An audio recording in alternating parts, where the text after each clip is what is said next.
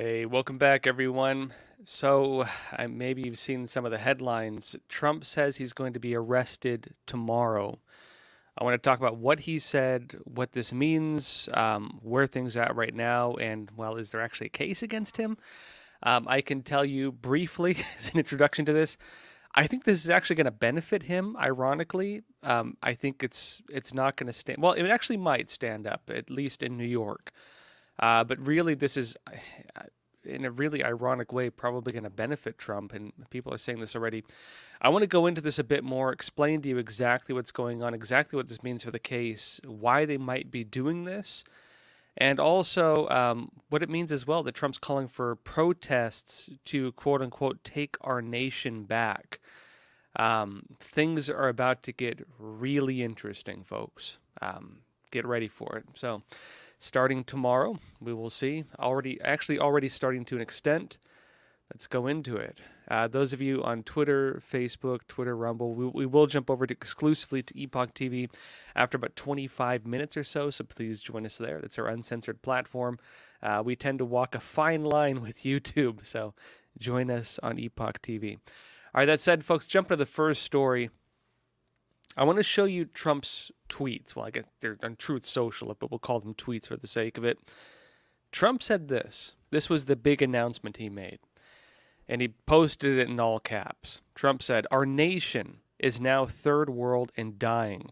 The American dream is dead. The radical left anarchists have stolen our presidential election, and with it, the heart of our country. American patriots are being arrested and held in captivity like animals, while criminals and leftist thugs are allowed to roam the streets, killing and burning with no retribution. Millions are flooding through our open borders, many from prisons and mental institutions. Crime and inflation are destroying our very way of life." That was the first part, and this is the second part of that thread he posted on Truth Social. He continued stating this. "Now illegal leaks from a corrupt and highly political Manhattan District Attorney's Office, which has allowed new records to be set in violent crime and whose leader is funded by George Soros, indicate that with no crime being able to be proven and based on an old and fully debunked by numerous other prosecutors fairy tale, the far and away leading Republican candidate and former President of the United States of America will be arrested on Tuesday of next week. Protest, take our nation back." When he said Tuesday, he means tomorrow. He posted this, of course, late last week. And so tomorrow is allegedly the day that the arrest of Trump will take place. Let's dig into this a bit. What Trump is actually doing here is interesting. He's actually laying out his entire campaign message in these two tweets. He's talking about how America is becoming a third world country, essentially, how the nation and what it stands for is dying. He says the American dream is dead. He's talking about how the radical left has stolen the elections, which he's stood by that claim this whole time. And I'd agree with him on that. I think the evidence is there. He says that with that, of course, they've stolen the heart of the nation, the election system being essentially the foundation that America's election system is based on. He says American patriots are being held in captivity. He's using the January 6th narrative with this. He's saying while that's happening, criminals and thugs, he's talking about lawlessness. They're able to roam the streets, burn down buildings, kill people. If you look at New York, even ironically, the judge going after, or the prosecutor going after Trump, he has a track record of reducing felony charges to misdemeanors. And so people are saying it's ironic that he's lifting Trump's misdemeanor to a felony to target him. I'll go into that in a bit. He's talking about open borders, what that means. He's talking about inflation. And then he's also talking about the weaponization of government, him now being the target of it. What Trump is doing here is something that he does actually, in my opinion, very well. He uses essentially what are judo tactics. Think of someone throwing a punch. You take the punch and you redirect it, right? He's taking the momentum of something and bringing it in the direction he wants. He's not backing down. I think this does tie into his business philosophy as well. If you read some of his books like Never Give Up, he does talk about this as basically his fundamental philosophy.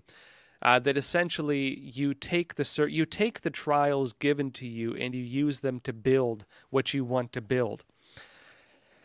That being said, not just me saying it now, but I think the common I think analysis coming out from most people on the right and even some on the left is that this ironically will probably benefit Trump.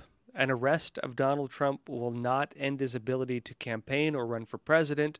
An arrest of Donald Trump will not end his movement. An arrest of Donald Trump will not derail things in any way.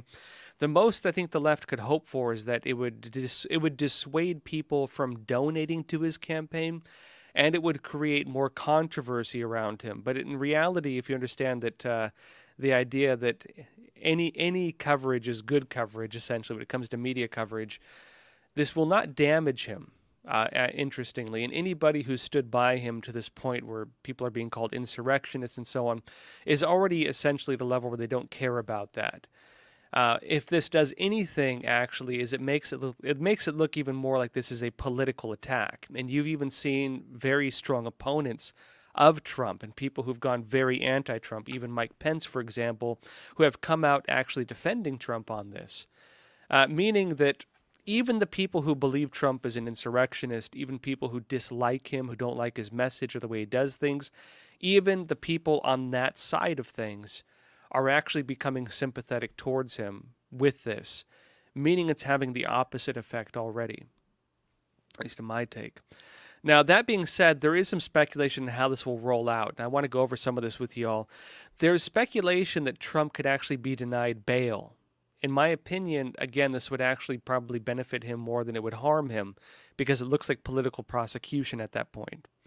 Let me show you this. This is Daily Mail, and it says this. It says, Donald Trump post claiming he'll be arrested Tuesday could see him denied bail over fears he'll try to incite January 6th riot at arraignment hearing, former federal prosecutor says.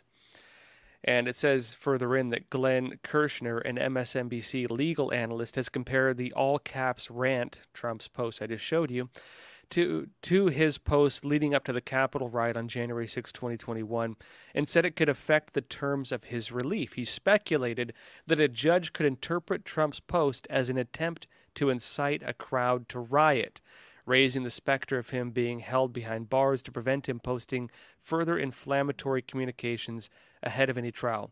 What do they mean here? They mean that basically the judge could use Trump's posts I just showed you, saying protest, it's time to take the country back, Trump calling for protests. They could take that in context of January 6th and suggest that Trump is essentially trying to start an insurrection, and that he would try to protest even, for example, the trial. If you read a lot of the leftist take on what Trump is doing with this, this is essentially the main narrative they're using, that Trump is pretty much protesting against, the legal system at this point and calling for a repeat of January 6th across the whole country. They're accusing him basically of trying to start a second insurrection is the way it looks like. And not necessarily to overthrow the government, but to challenge the basis of the legal system. The problem with that, even if Trump was in prison, he could still talk to his lawyer and very likely would have messages delivered to the public. You could expect him to be still pretty much the biggest news story in the country, and any journalist is going to be looking for news bites coming out from Trump, meaning that Trump would become the focus of the entire nation, essentially, if he is imprisoned. And even right now, he is, even not being imprisoned. Trump has become the focus of the entire nation.